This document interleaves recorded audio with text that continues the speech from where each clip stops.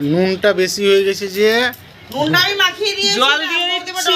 আর এতটা ঝোল কেন হয়ে গেছে? ঝোলটা ওই জন্যই তো করেছে, আবার জল দিল।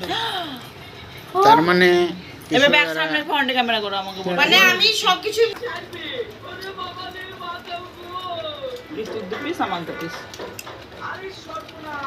মাংসটা ভালোই হয়েছে, খাসির মাথা, একটু লবণটা বেশি হয়ে গেছে দেখি। বলো মুখে বেছে না লবণ। হ্যাঁ, কিন্তু মাংস বেঁচে নাই, মাংস শেষ নাকি? জিভ বেঁচে আছে, জিভ।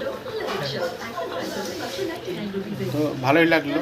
জিভটা খাও। কালকে সকালে বাড়ি চলে যাবো, একটু দুঃখ লাগছে মনে মনে। আবার এই হতে না দুদিন এই দুদিন অনেক এনজয় হলো, হ্যাঁ অনেক ঘুরলাম ফিরলাম, ভালোই লাগলো, একটু হালকা করে হয়ে গেল, তাই না?